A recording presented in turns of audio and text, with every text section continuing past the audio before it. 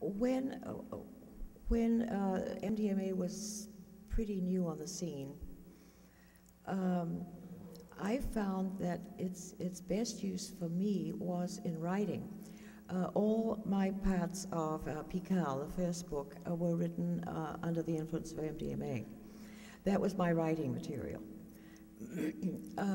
It was not known at that time that if you use MDMA, this is a generalization, but I think it's pretty close to the truth. If you use MDMA more than, let's say, 4 times a year maximum, it won't be too long before you find out it doesn't have its magical effect anymore. Since I was using it once a week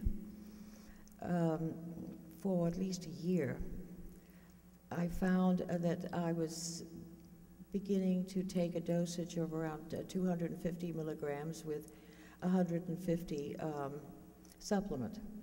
And I realized that was a little overdoing it.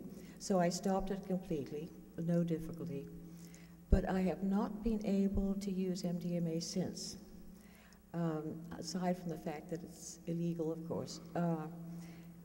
I did try it once, about a year after I'd stopped, and it had a depressive effect, which is completely opposite of what it usually was. So I haven't tried it since. I would very much like to try it once more and see if there's a difference. But recovered your response. It's a wonderful drug. I believe in it, in its value for psychotherapy, absolutely. As far as psychedelics, because MDMA is not a psychedelic. As far as psychedelics go, we take less of them now than we used to because we don't have as much energy as we did when we were in our 30s and 40s and 50s. And also, we don't have enough time. We're too damn busy. It's as if you burned out one of the receptors or whatever it was that MDMA is active at, and it doesn't repair. MDMA, but the psychedelics. Oh, no, in general, yes. We don't take enough of them. And when I have not had a good psychedelic trip for, let's say, 6 months, I begin to feel that I'm beginning to get out of balance. I get too irritable. My general view of life gets grouchy, and I love her anyway. then if I have a chance at a good trip, I feel revitalized, frankly, physically as well as mentally. I think that instead of regarding psychedelics as a drain on the system, frankly, they are my favorite vitamin. That's the effect they have on me.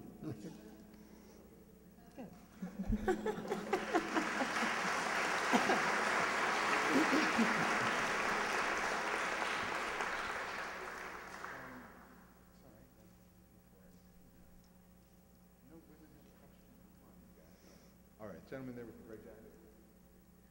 I think it's gray. What would be your definition of consciousness, and how much of consciousness do you think is determined by chemistry? By what? Chemistry. How do you define consciousness, and how much of it is determined by chemistry? Well, that's not a question. I consider consciousness where you are if you're alive. And a lot of people put it as a brain function. I consider consciousness as a mental function. And it's there all the time. I mean, you may be sound asleep, but you're dreaming, and there's a consciousness there.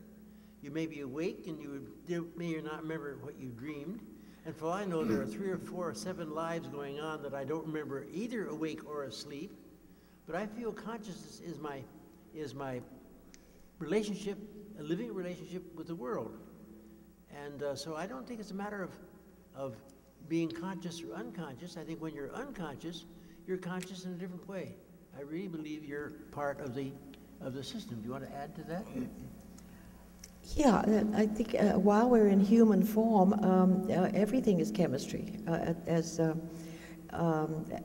Everything is physics or chemistry, or that's part of the human life. the question of whether consciousness exists after death, I'm absolutely sure it does. But you know, people have different opinions on that. It also depends on what you mean by consciousness. You know, do you mean essential knowingness? Well, you can go down the list. Chemistry while we're human, and nothing to do with chemistry when we're out of the human phase. I remember one time I was on an experiment. I forget the chemical, it doesn't matter. But as I was, in fact, you were with me. We were together. And I was looking at the clock because it was interesting to see the second hand of the clock going around. And as I was watching the second hand of the clock, it was going slower and slower and slower. And then it began almost, it went around to 15 seconds, 16 seconds, 17 seconds. My God, it's going to stop. And it occurred to me, if the clock were to stop, what defines death? And suddenly I realized I had taken a chemical that was causing the clock to slow down continuously. And we were both watching the clock. And well, we were making the second hand to slow down. Yeah.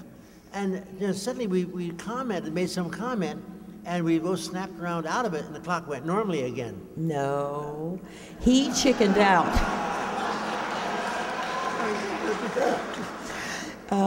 He chickened out. And I think it's a very interesting question, though, if we had actually made that second-hand stop, and we were very, very close to it. I think we wrote about that in the second book. It was a very interesting experience. The material was something called marijuana.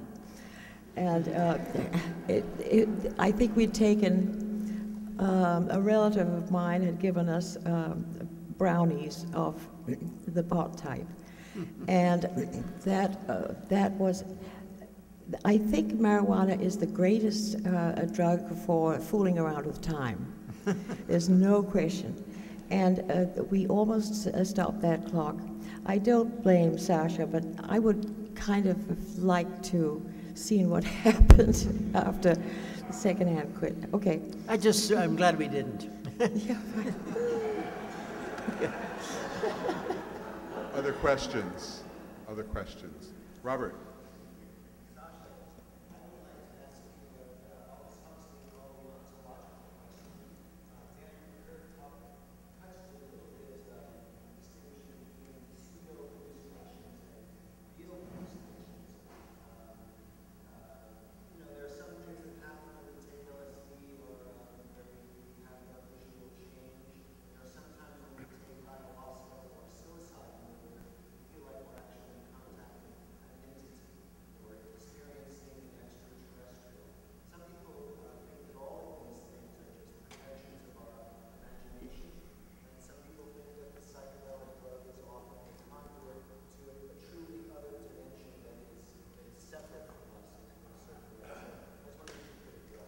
Okay, so Robert asked the ontological question, similar to what Dan Merker was talking about earlier about true hallucinations versus pseudo-hallucinations. In some of these experiences, we feel like we're in touch with another world, another dimension. And so what's your opinion? Is that real or is it internal? But from my personal point of view, I find that the psychedelic experience is not something that's imposed upon me. It's something that's going on all the time inside of me. And I'm just not aware of it, and I have not stopped to think about it.